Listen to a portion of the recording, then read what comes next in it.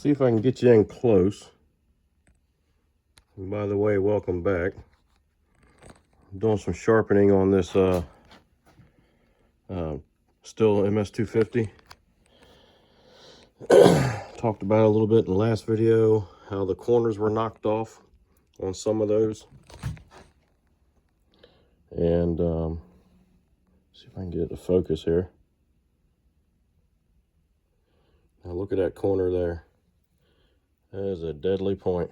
It is like grabbing my fingerprints. And that top plate, oh yeah. That joker is pretty deadly. That, if you can get that out of all your chains or all your teeth, you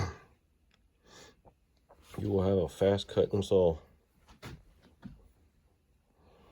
And so right there, see if we can get this to focus.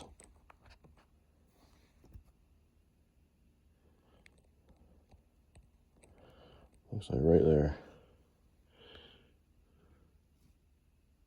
There's another one.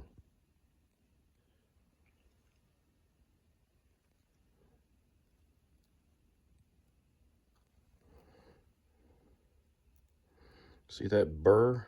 I just moved it with my fingernail. There it is. That burr is what you're looking for. When you start to get that burr, you know you're sharp. If I finish knocking that burr off, we will have a very sharp and very pointy.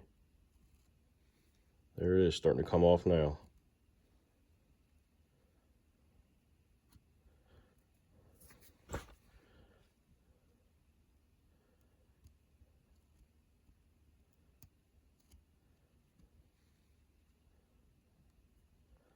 Clean that burr off. And look how pointy that joker is. Very sharp. Side plate sharp. Oh yeah. Now my angle's probably a little too much, but that can happen. You can play with your angles too. You can have more of a straight tooth like that. You can slant them back like that and see what works best for you.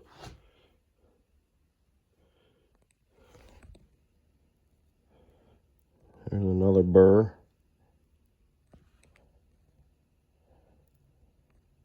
But that's what you're looking for. So you're kind of trying to get that gullet out of there. You don't want to leave your gullet behind. Your gullet's this bottom section down here. Then you got your side plate, which is this here. And then you got your leading edge or your cutting edge, which is that point. And then you got your top plate, which is across there. All of it has to be sharp. You just can't sharpen one part of it.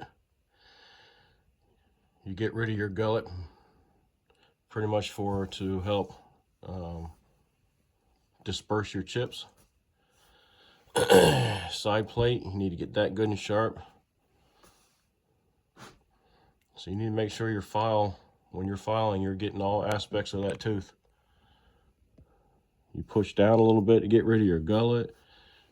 You push and you pull straight back to get your side plate.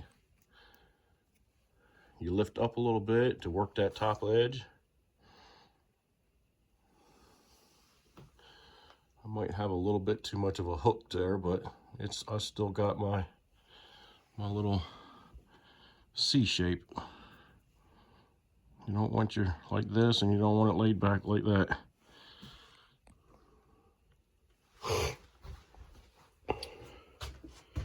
And I'm using, I do believe, yep, 3/16 on this saw here, on this chain. And that allows me to get in there and get all of it.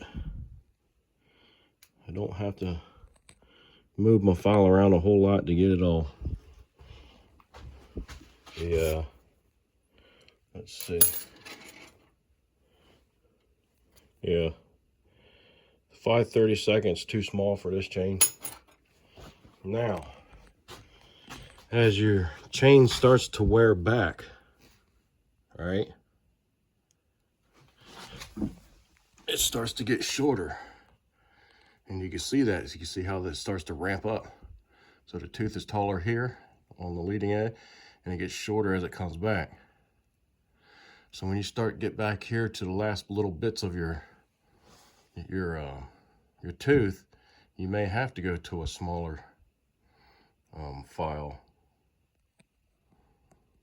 So just keep that stuff in mind, because if you try to use your larger file when you start to get back into here, the file might be too large and you may end up with like a straight tooth like that instead of a seed like that.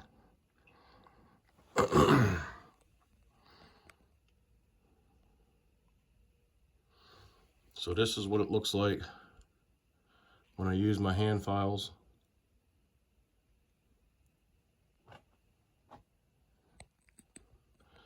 And this is what it looks like when I use my grinder.